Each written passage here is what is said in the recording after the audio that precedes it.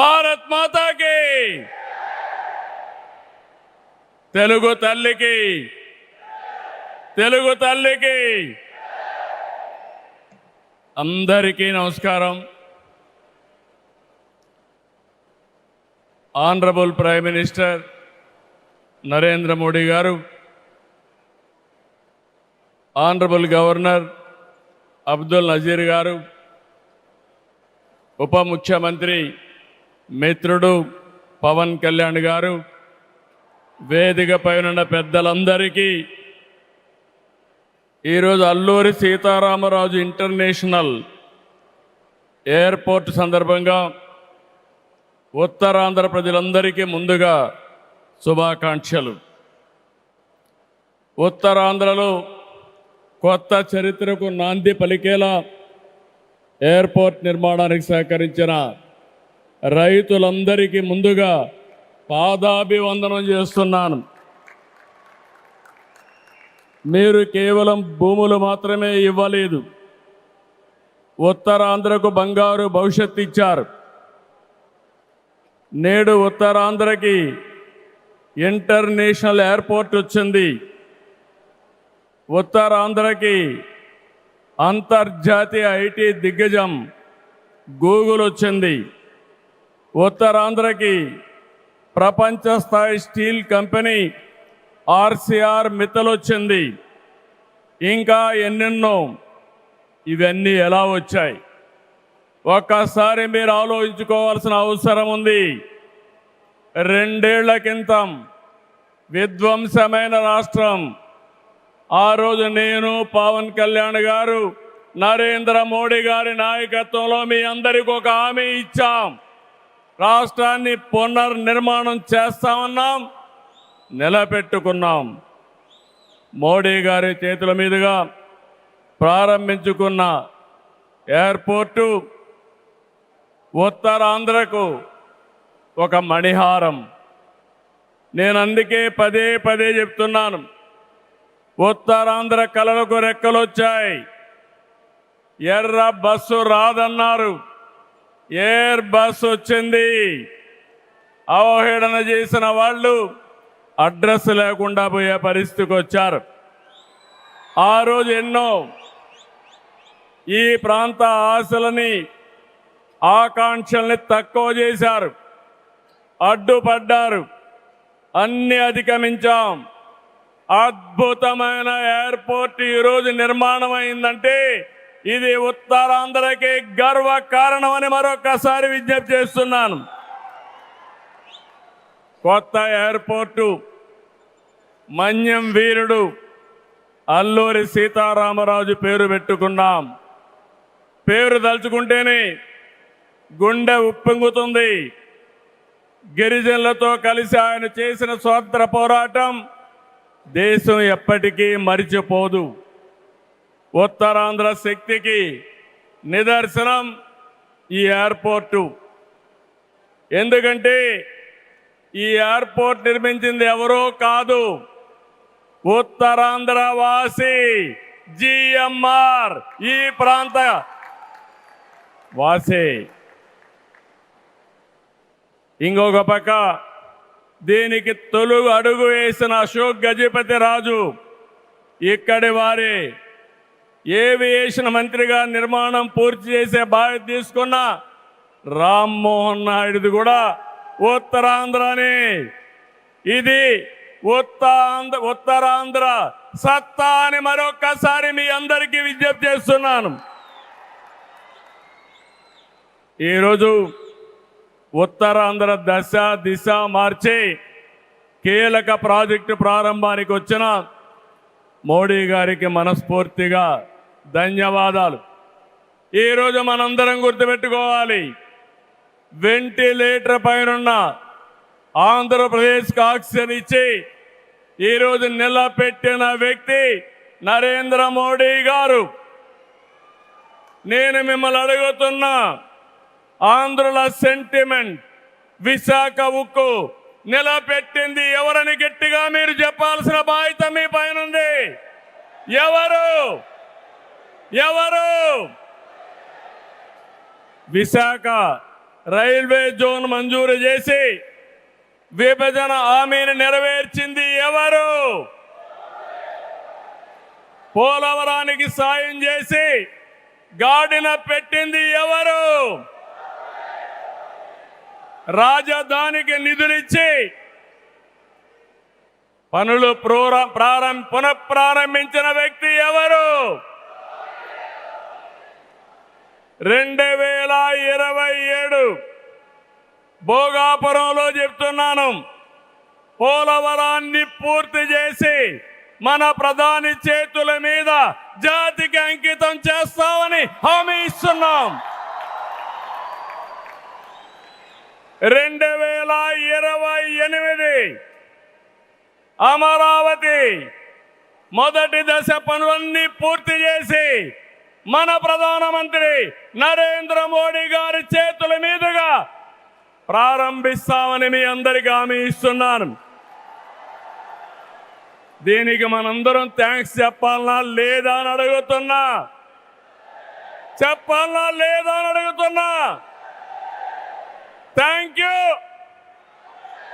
Thank you, ధన్యవాదాలు, ధన్యవాదాలు. ASR airport 2703 ఎకరాలు, 5641 కోట్ల రూపాయలు అద్భుతంగా వచ్చింది. ఎయిర్పోర్టుని ఫ్లయింగ్ ఫిష్ ఆకారంలో నిర్మించారు. మన తీర ప్రాంతాన్ని ఇది గుర్తు చేస్తుంది. అటు సముద్రం, ఇటు పచ్చని కొండల మధ్య విమాన ప్రయాణమే కొత్త అనుభూతిని తీసుకొస్తుంది. నేను చాలా విమానాశ్రయాలు చూశాను, కానీ భోగాపురం ఒక ప్రత్యేకమైన ఎయిర్పోర్ట్ అని మరొకసారి మీకు విజ్ఞప్తి చేస్తున్నా. ఎయిర్పోర్ట్లో అడుగడుగున తెలుగు కళలు, సంస్కృతి కనిపిస్తున్నాయి. తెలుగు ముగ్గులు, ఏటి కొప్పాక బొమ్మలు, కూచిపూడి నృత్యం, తోలు బొమ్మలాట, బొబ్బలి వీణ, నాదస్వరం, లేపాక్ష నంది వంటివి ప్రతిబింబించేలాగా తీర్చిదిద్దారు. విశాఖ నుంచి భోగాపురాన్ని నిర్మించే బీచ్ కారిడారు ప్రకృతి అందాలతో మరింత ఆకర్షణ తెస్తుంది. గ్లోబల్ ఏరోస్పేస్ ఏవియేషన్ హబ్కి GMR Manasa aviation university, ASIP semiconductor ప్రాజెక్టుకు శంకుస్థాపన చేసుకున్నాం. జిఎంఆర్ విఎఫ్ స్కిల్ డెవలప్మెంట్ సెంటర్కి ప్రారంభించుకున్నాం. శంషాబాద్ ఎయిర్పోర్టుతో తెలంగాణ దశ దిశ మారింది. భోగాపురం ఎయిర్పోర్టుతో ఉత్తరాంధ్ర దశ దిశ మారుతుంది. 2015లో ఆనాడు ప్రధానమంత్రిగా ఉన్న నరేంద్ర మోడీ గారి నాయకత్వంలో ప్రకటన చేశాం. 19లో అనుమతులు తెచ్చి శంకుస్థాపన చేశాం. భోగాపురానికి నాడు కొబ్బరికాయ కొట్టింది మనమే, నేడు గుమ్మడికాయ కట్టింది మనమే. గుర్తుపెట్టుకోమని కోరుతున్నాను. ఈ 2 ఏళ్లలో ప్రధానమంత్రి గారి సహకారంతో ఉత్తరాంధ్రలో 189 ప్రాజెక్టులకు సంబంధించి 6,13,00,000 పెట్టుబడులు. ఇవి పూర్తయితే 5,57,000 మందికి ఉద్యోగాలు వస్తాయని మీ అందరికీ విజ్ఞప్తి చేస్తున్నా. ఉత్తరాంధ్రలో వచ్చే 3 ఏళ్లలో 2,784 కోట్లతో 8 ప్రధాన సాగునీటి ప్రాజెక్టులు పూర్తి చేస్తాం. ఇది కాకుండా 65 సంవత్సరాలుగా పెండింగ్ ఉన్న నేరేడు బ్యారేజీని కేంద్రం క్లియర్ చేశారు. దశాబ్దాల కళని నిజం చేస్తాం.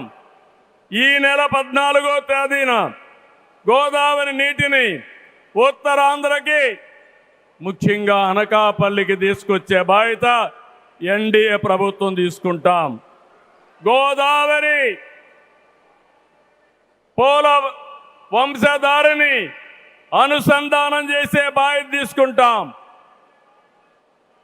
ఉత్తరాంధ్రలో టూరిజం, ఫార్మా, నేషనల్ హైవేలు, పోర్ట్లు, ఎయిర్పోర్ట్లు, railway connectivity, rare earth minerals, ప్రసిద్ధ పుణ్యక్షేత్రాలు, అరకు, పాడేరు, సుందర ప్రాంతాలు లేనిదంటూ లేదు.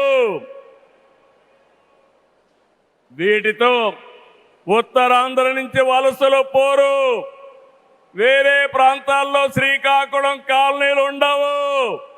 వేరే ప్రాంతం నుంచి ఉత్తరాంధ్రకు వలసలు వచ్చే రోజు తొందరలోనే ఉందని మరొకసారి విజ్ఞప్తి చేస్తున్నాను. మిమ్మల్ని కోరేది ఒకటి, ప్రతి వ్యక్తికి అవసరమైన అవకాశాలు కల్పిస్తున్నాం. వాటిని అందిపుచ్చుకోండి. మీ జీవితాలకి మార్చుకుంటూనే సమాజం కోసం, ఈ ప్రాంతం కోసం పనిచేయాల్సిందిగా మిమ్మల్ని అందరినీ కోరుతున్నా. ఈ సందర్భంలో నేను ఒక్క విషయం మీ అందరికి గుర్తు చేయాలి. ఇప్పుడే పవన్ కళ్యాణ్ గారు కూడా ఆవేదన గుర్తు చేశారు. We're in inspiring time. PM Saab, Modi Saab, I am telling you with my heart.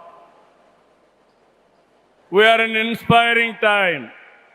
The world has moved from IT to AI. The right knowledge is available. The right technology is maturing. But we need leaders to deliver. Democratic countries everywhere are facing crisis, searching for new leaders. We are fortunate, India is fortunate. There is a tested leadership. 25 years, Narendra Modi ji as Chief Minister and Prime Minister of India has done extraordinary work. నేను చెప్పింది వాస్తవం అయితే మోడీ గట్టిగా చెప్పాలి. Modi, Modiji.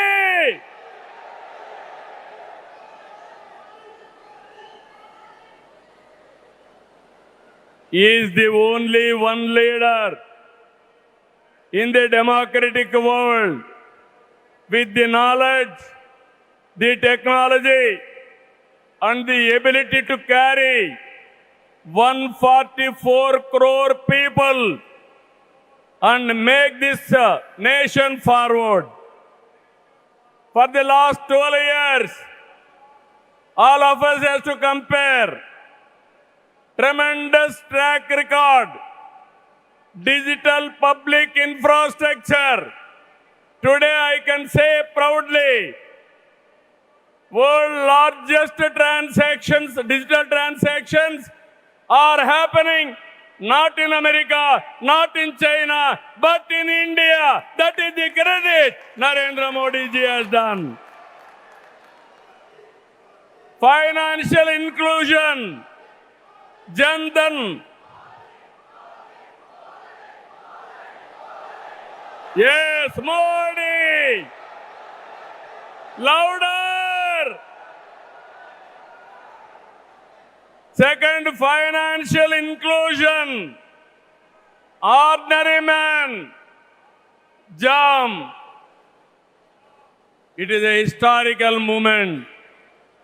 Without corruption, any benefit is going to the last mile, that is DBT. Nowhere in the world, in India it has been established. Infrastructure, you have seen Bhogapuram, like this, so many airports, national highways.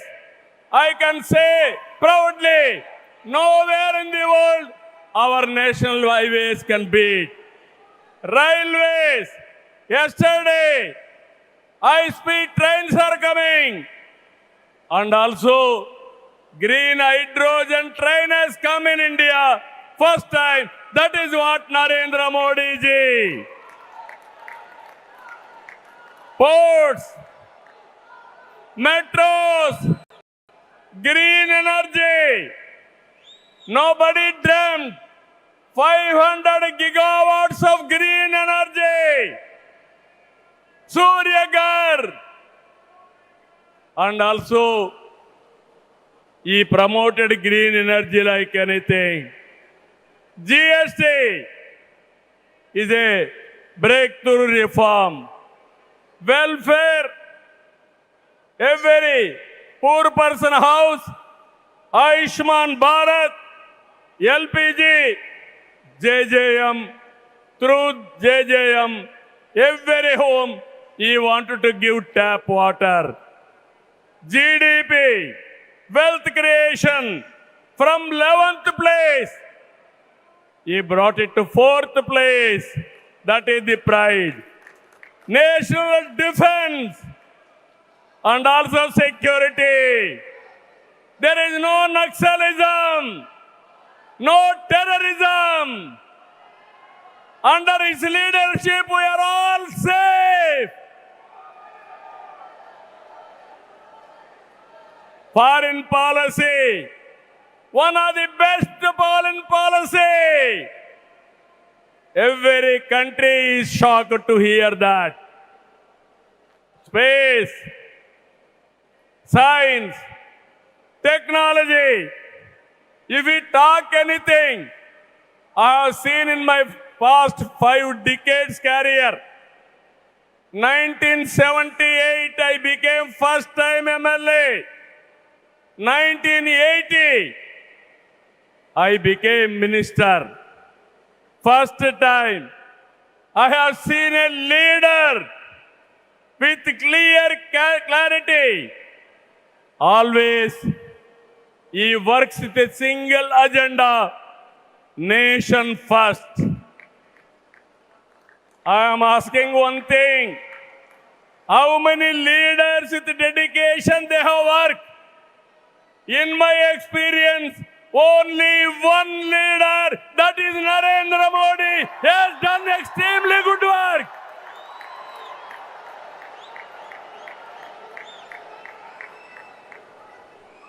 He is having a clarity. Vikasit Bharat 2047. There are external factors. Somewhere,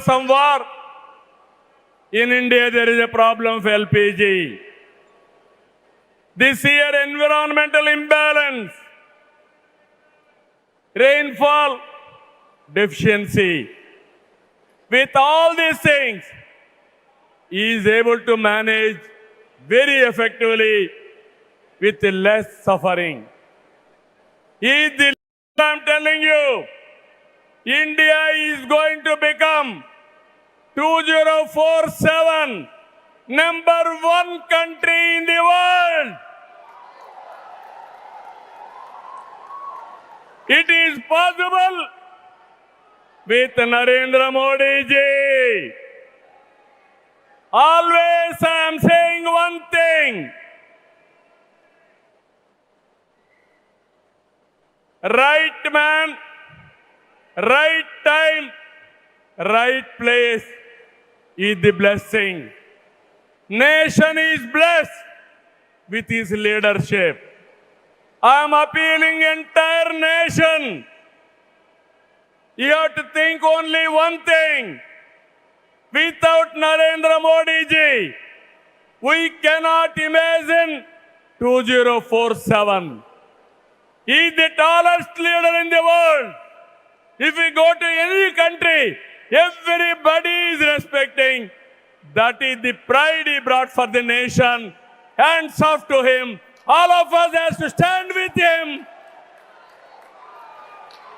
గట్టిగా లేచి నిలబడుకొని సంఘీభావాన్ని తెలియజేయండి.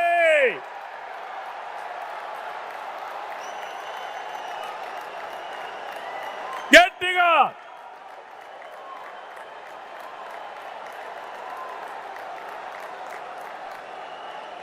it is our responsibility, our commitment for the nation first, persons next. So I am very happy. Entire nation has to understand the amount of development, the amount of respect India is commanding globally. Only one man is leading, one leader is leading. That leader is Narendra Modi ji. We have to protect his leadership. All of us have to talk about it. Those who are criticizing him, they have to understand what they have contributed for this nation. He has done for the last 25 years extraordinary work. So with this, భారతదేశాన్ని number 1గా నిలబెట్టే శక్తి నరేంద్ర మోడీ గారికి ఉంది. తెలుగు జాతి చరిత్ర సృష్టించే శక్తి మనకుంది. అల్లూరి సీతారామరాజు స్ఫూర్తితో ఐక్యంగా అడుగేద్దాం. అటు కేంద్రం ఇటు రాష్ట్రం కలిసి ముందుకెళ్దాం. తెలుగు జాతిని నెంబర్ 1గా చేసుకోవాలని మరొక్కసారి మీ అందరికీ విజ్ఞప్తి చేస్తూ, ఉత్తరాంధ్ర మళ్ళీ చెప్తున్నా, ఇంక మీరు పేద అరుపులు అరవడానికి లేదు. ఉత్తరాంధ్ర ఉత్తమ ఆంధ్ర, నెంబర్ 1 ఆంధ్ర, నెంబర్ 1 ప్రపంచంలో దేశం రావాలి. విత్ దిస్ మరొకసారి మీ ఉత్సాహం చూశాను, మీ కమిట్మెంట్ చూశాను. ఇక్కడ ఎంతమంది ఉన్నారో, ఎంతమంది బయట ఉన్నారు. ఈరోజే మన గిరిజన పిల్లలు దింసా డాన్స్ చేసి గిన్నీస్ రికార్డు తెప్పించారు, వరల్డ్ బుక్ ఆఫ్ రికార్డ్స్ తెప్పించారు. వాళ్ళందరినీ అభినందిస్తూ మనస్ఫూర్తిగా ఈ కార్యక్రమాన్ని జయప్రదం చేసిన మిమ్మల్ని అందరినీ అభినందిస్తూ ధన్యవాదాలు తెలియజేసుకుంటూ సెలవు తీసుకుంటున్నాను.